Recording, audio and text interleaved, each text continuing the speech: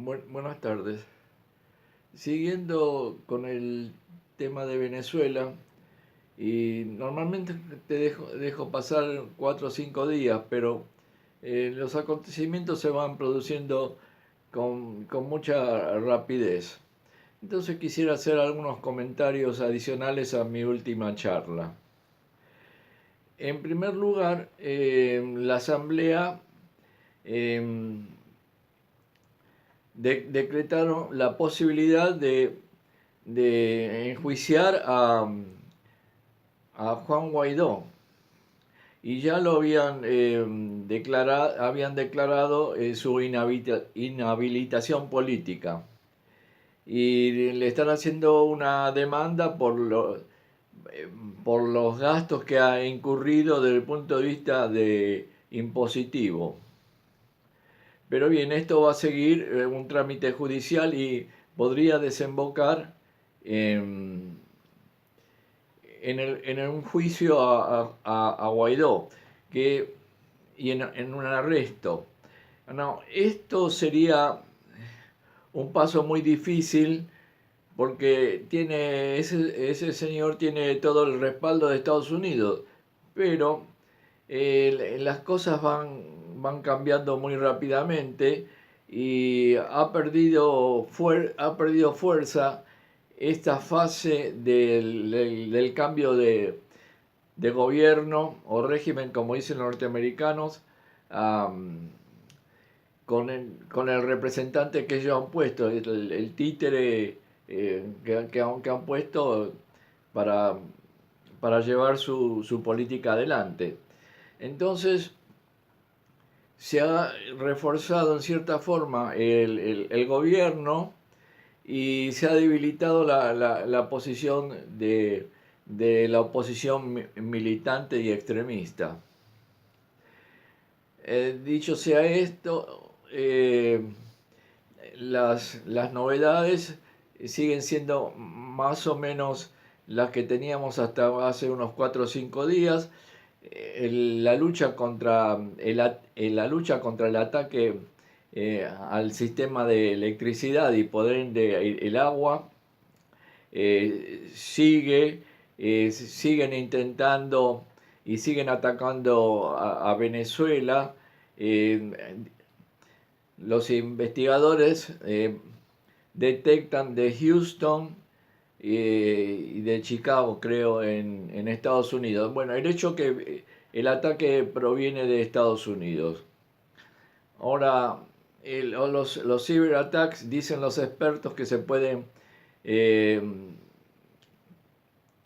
se pueden trabajar y elaborar de forma tal de que es muy difícil saber precisamente el punto cierto.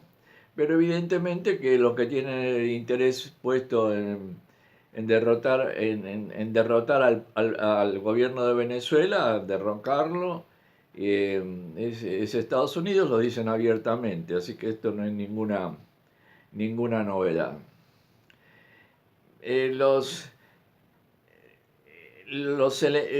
La dinámica del conflicto indica que se está escalando dentro del nivel geopolítico que yo había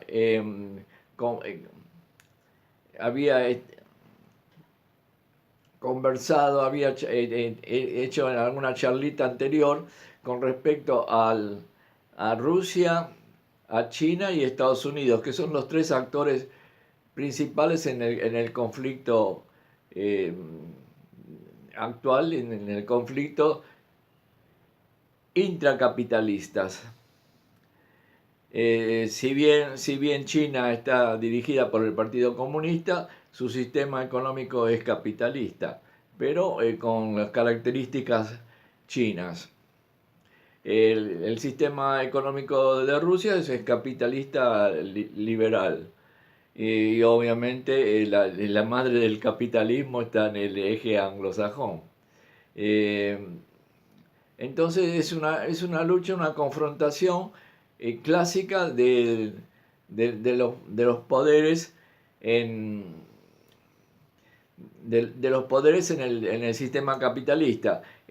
A principios del siglo del siglo XX se dio la Primera Guerra Mundial porque fue la confrontación de acuerdo a los imperios en ese momento y los imperios coloniales, básicamente. Y las disputas que tenían el Imperio Central y el zar en Rusia, el Imperio Inglés, el Imperio Francés, etc. Pero era dentro de un contexto, cuando hablamos de colonias, estamos hablando también de, de dominación económica, básicamente, de dominación y expoliación. Bien, entonces el capitalismo produce, el sistema capitalista produce estas crisis y las grandes crisis terminan, las grandes crisis de poderes que pueden ser de, de ambiciones políticas, en el caso del presente, Estados Unidos o el imperio norteamericano, como dicen ahora, quiere mantener su hegemonía y tiene el desafío de China y Rusia. Bien, Venezuela es un factor clave en esta confrontación, siguiendo con la línea que empezó en Estados Unidos con el Full Spectrum Dominance, de derrocar a Irán, a Irak lo derrotaron, a Siria intentaron, al Líbano lo destruyeron, pero los controlan.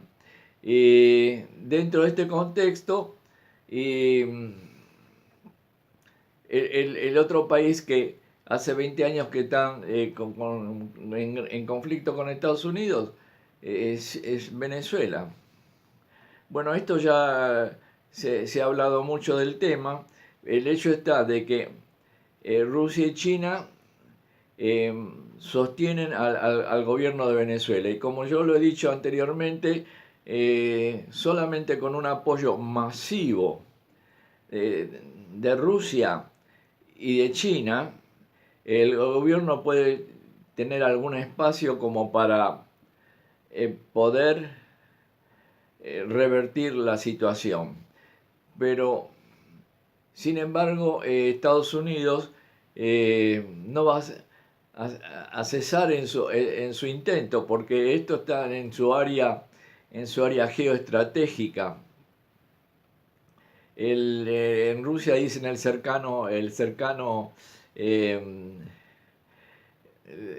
los vecinos cercanos. Y Venezuela está en el área de dominación geoestratégica de Estados Unidos, que ya lo he conversado, lo he comentado en la charla anterior.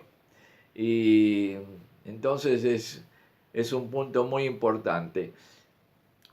¿Qué está haciendo Estados Unidos en la actualidad? Bueno, a veces está moviendo portaaviones cerca de la Florida y cerca de California para desplazarlos tanto por la costa del Pacífico como en el Mar Caribe, pero eso son maniobras intimidatorias. El Comando Sur que se ha activado en los últimos tiempos, lo mismo que la Cuarta Flota, forman la base para una futura intervención, si esto llegara a producirse. Estados Unidos va a seguir intentando atacar de forma híbrida, como se dice en la actualidad, por todos los medios, en esta nueva forma de confrontación entre las potencias, donde se mezcla lo diplomático con lo comunicacional, la guerra psicológica y los ataques indirectos y directos a los sistemas energéticos y al sistema económico, las sanciones. Eso es todo un conjunto de medidas a las cuales los gobiernos tendrían que encontrar la defensa y también poder contraatacar. El, el gobierno de la Federación Rusa eh, en sus últimas eh, manifestaciones con respecto a la estrategia, hablaban de, justamente en un comunicado, hablaban de que van a utilizar este tipo de forma, de nuevas formas de ataque y defensa de la Federación Rusa, y que pueden llevar esa forma de ataque en su conjunto híbrido a los países que consideren que son hostiles a la Federación Rusa. Eh, entonces, resumiendo, puede ser que arresten a Guaidó. ¿Qué puede hacer Estados Unidos ante esta circunstancia? El otro tema está en que están preparando paramilitares para operar en la frontera con Colombia. No así por el momento con Brasil. Estados Unidos está intentando involucrar a Colombia y al Brasil. Colombia es proclive a este tipo de acciones. Brasil, Bolsonaro también le encantaría poder hacerlo, pero hay que ver qué pasa con, su, con sus Fuerzas Armadas y, en fin, y con los que marcan el ritmo económico en Brasil, o sea, los poderosos, los reinos, los dueños, los verdaderos dueños del circo en Brasil. Entonces habría que ver hasta dónde, cuáles son los límites del poder del presidente de Brasil, que no está respaldado por un partido o un movimiento sólido. Estas son las circunstancias. Ahora, en Venezuela, que está bajo los efectos de una crisis económica, no, probablemente puede haber bolsones de crisis humanitarias, pero sí económica. Y esto es de muy difícil resolución en el corto plazo, especialmente porque el gobierno está debilitado en sus reservas de divisas, está debilitado en sus operaciones de importación y exportación, y, y se le presenta un panorama realmente complicado. Si bien desde el punto de vista que pueden movilizar al chavismo, está bien organizado, son los que son sostenidos a través de los subsidios y de la ayuda directa del gobierno. Y son los que forman también el grueso de las milicias, creo que le dicen milicias populares, que según dicen que son alrededor de 2 millones de personas. Y esto, entrando ya en términos militares, también debe ser un factor que tendrán que tener en cuenta si Estados Unidos o Colombia quisieran intentar una aventura militar. El hecho de que se exagera que llegaron 2 aviones con 100 soldados de Rusia, bueno, probablemente vienen a tratar de solucionar algunos problemas con los ataques cibernéticos, pero especialmente para solucionar los problemas que pudiera haber con los sistemas de defensa antiaérea, los S-300, creo que es lo que tiene en Venezuela. En la Federación Rusa tienen varios tipos de misiles antiaéreos. ¿Por qué tienen tan desarrollado los misiles antiaéreos? Porque en las fases últimas de la Unión Soviética, eh, la, la fuerza y la dinámica de las fuerzas aéreas de la NATO, y especialmente de Estados Unidos, se le hacía muy antieconómico compensar, compensar esta fuerza, porque y fueron desarrollando los misiles, fue esta forma de defensa eh, muy efectiva de defensa tierra-aire. Y esto ya viene de vieja data, en la década del 90 se retrasó, pero a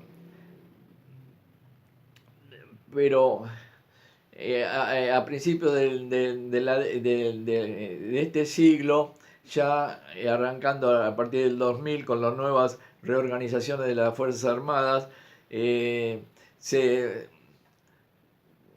se incrementó este tipo de defensa y de forma muy eficiente y en una situación asimétrica de fuerzas, porque las fuerzas aéreas de Estados Unidos son numéricamente eh, muy superiores numéricamente a la fuerza aérea de la Federación Rusa. Ellos le hablan fuerzas aeroespaciales. Sin embargo, si bien la relación de la comparación de fuerzas es asimétrica, sin embargo la Federación Rusa está preparada básicamente para la defensa territorial. No tiene fuerzas de intervención proyectándolas en, a grandes distancias. Eh, el primer ejercicio dentro de este juego estratégico lo realizaron en Siria. Y Siria está más o menos a 2.000 kilómetros de la Federación Rusa, calculando en forma directa, pasando por Turquía, el mar Negro, hasta llegar a Crimea, por decir, para ubicarnos. Entonces, ya encarar una circunstancia parecida en Venezuela eh, es bastante más complicado, pero también el liderazgo político de Rusia, especialmente el presidente Putin, es, es muy cauto y para intervenir en forma directa. Además, esto sería anticiparse demasiado, poner más efectivos. Hasta el momento los que hay son con respecto a contratos preexistentes. Eh, el hecho de que haya, el hecho de que haya fuerzas rusa, de la Federación Rusa, aunque lo hicieron de manera rápida para que no pase lo mismo que pasó en Siria, que entraron 2 o 3 años después, 14, en el 2015, y ya cuando estaba por colapsar el gobierno de Siria, y revertieron toda la situación. Esto es otro tema. Entonces, con esa experiencia, actúan directamente, rápidamente en la actualidad. Y Estados Unidos amenazó a Rusia. Trump le dijo que Rusia debe irse, eh, como si fuera un chico. Salí de aquí. Y Rusia, por supuesto que dicen que van a quedarse todo el tiempo que sea necesario. Así están las cosas y esto tiene un desarrollo en cierta forma rápido, pero también desde el punto de vista de Estados Unidos no tienen un gran apuro, pueden dejar y seguir atacando al pueblo venezolano con, con todo a los servicios fundamentales, energía, agua, y seguir con el bloqueo y impedirle por todos los medios que, que se puedan abastecer de los insumos fundamentales que son los de medicina, y que es lo que afecta realmente a la población. Es decir, las políticas que hacen en Estados Unidos con respecto a este nuevo tipo de concebir el conflicto es obviamente que vulnera todos los principios éticos, podríamos decir, porque es el involucrar a toda la población civil. Ya se vio en todos los conflictos que hubo en Siria, que hubo en Irak. Entonces, sin ningún tipo de consideración. Pero por otro lado, tienen montado en la comunicación internacional un aparato de propagación de las noticias falsas, pero que confunden. Y a las personas que no están muy enteradas de estos problemas, se fijan por las noticias que reciben en los medios básicamente de televisión y en los impresos. Así están las cosas. Ahora quisiera hacer un comentario desde el punto de vista económico. Uno de los factores por los cuales la crisis económica se da en Venezuela es por la fluctuación que hubo del precio del barril de petróleo, que cuando llegó a 120 por allá por el 2008, algo así. O sea, si vemos en las estadísticas los precios del petróleo y las crisis económicas en Venezuela, es fácil entender mejor el problema. Cuando los precios son buenos, el gobierno tiene excedentes y puede hacer todos esos proyectos sociales. Crearon en el tiempo de Chávez un fondo de compensación, pero después, cuando el dólar aparentemente se calculaba que podía llegar a 200, el fondo lo dejaron. Intentaron en cierta forma también en el tiempo de Chávez diversificar un poco la economía, pero estamos hablando de una economía dentro de un sistema capitalista en los cuales el gobierno no es formador de precios. Entonces intentaron tener el bolívar sobrevaluado, y para hacer más baratas las importaciones. Y bueno, todo esto fue generando un gran sistema de corrupción que ya era crónico en Venezuela, como es crónico en la mayoría de los países de Sudamérica. Y también ahora ya lo involucra también, por supuesto, a la corrupción en Estados Unidos. En fin, ya son pocos los países que se van salvando de este flagelo. Eh, pero el hecho que el Estado en una economía no controle los factores de producción y no sea formador de precios, el Estado está eh,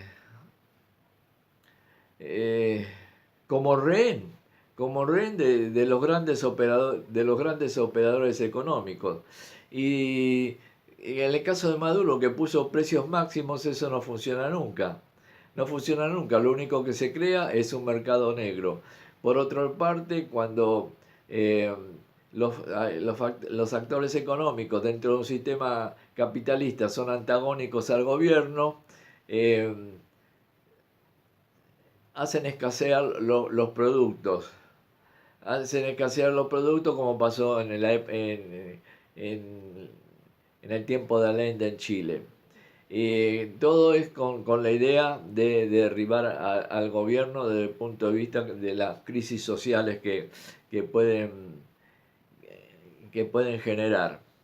Ahora, ya lo he dicho en otras charlas, el efecto de estas crisis económicas, el efecto en el producto que la economía se va achicando, achicando, achicando, y salvo los productos de demanda inelástica, eh, pero se va achicando al máximo, lo que produce un gran desempleo. Solamente se puede compensar con una economía de guerra, pero para hablar de una economía de guerra hay que entender lo que es una economía de guerra. Es la economía que, por ejemplo, hicieron en el Reino Unido, en la Segunda Guerra Mundial, por ejemplo. Eh, yo me acuerdo que Alfonsín, el presidente Raúl Alfonsín de la Argentina, habló por allá por el 80 de que iba a ser una economía de guerra. Creo que no sabía, no tenía la más mínima idea de lo que era una economía de guerra. Una economía de guerra eh, se establecen con cartillas de abastecimiento, de racionamiento. El Estado compra los productos los distribuyen a la población en forma equitativa, porque si no los que no tienen plata no comen. Y especialmente cuando hay guerra. Bueno, en el caso de la hiperinflación, y también se puede hacer una economía de guerra que en cierta forma están haciendo con las cajas CLAPS y todo eso para un sector, porque es un estado debilitado y no produce, los compra. Entonces, si el Estado tiene todas las empresas, como podría ser las empresas básicas, nacionalizadas, estatizadas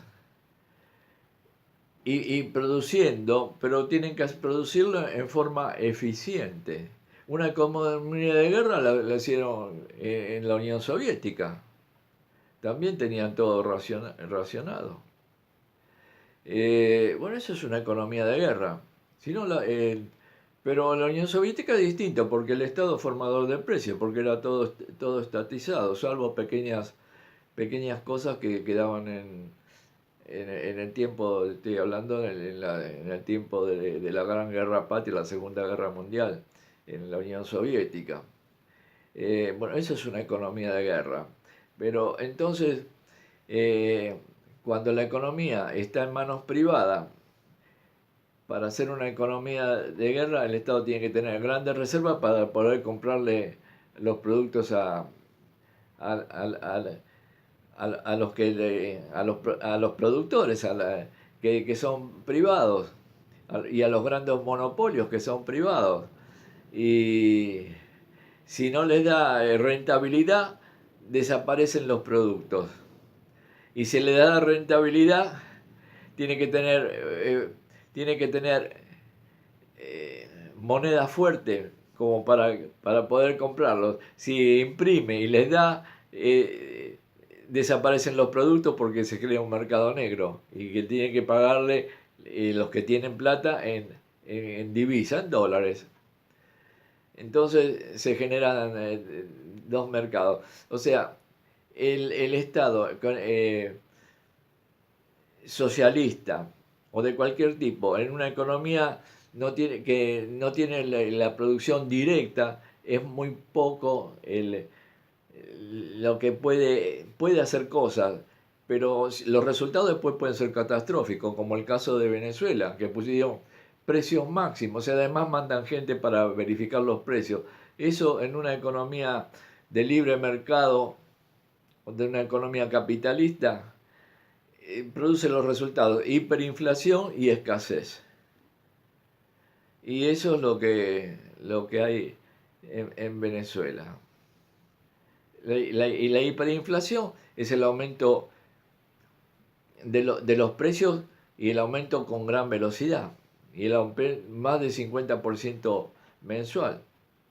Llega un momento que cuando los precios van cambiando dentro del día, llega un momento de que no les conviene a la gente vender a menos que le paguen en dólares. Porque si no pierden, es elemental, es elemental. Entonces, en una economía capitalista, privada, hay que estar con la lógica del capitalismo. Si nadie va a vender productos para perder, para quedarse sin capital. Lo que la gente quiere defender es su capital y tener ganancias. Entonces, de ahí surgen las ganancias cuando no tienen un horizonte de inversión. La sacan de circulación, es lo que le llaman la fuga de capitales. La fuga de capitales, sí, lo mandan afuera. Lo mandan afuera, a las islitas estas, o hay muchas formas de cubrirse, o compran propiedades como hacían en el tiempo de bonanza, las élites en Venezuela se compraban todo en Miami. Todo Miami en real estate. Eso es lo que hacen, porque no vuelven a invertir porque en su país, porque lo que tienen ellos es una actividad parasitaria. Al tener una actividad parasitaria no tienen necesidad de inversión, porque están dentro de un sistema corrupto. Y entonces lo que están haciendo es algo extractivo, expoliador. Y cuando tienen los beneficios, los sacan, obvio. Es lo mismo que el dinero robado o el dinero del narcotráfico, lo sacan de circulación para ponerlo en otro sistema. Bueno, y así están las cosas. Probablemente, pero son soluciones de mediano y largo plazo. Un Estado socialista tiene que producir los bienes básicos. Los bienes básicos lo tiene que producir.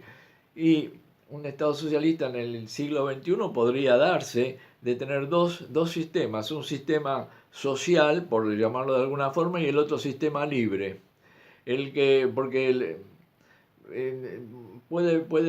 la gente puede tener distintos ingresos, pero para proteger a la gran masa de población dentro de un sistema social, dentro de un sistema socializado, conviviendo con un gobierno, dos sistemas, como empezaron en China, con Xi Jinping.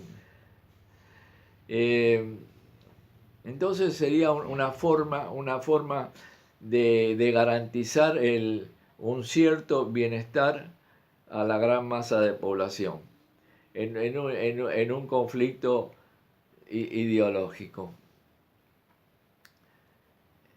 Hoy me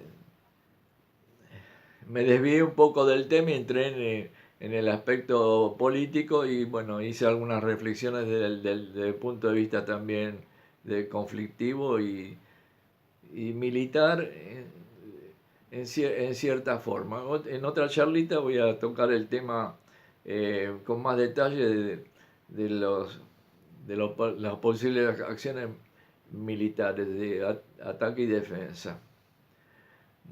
Muchas gracias y buenas tardes.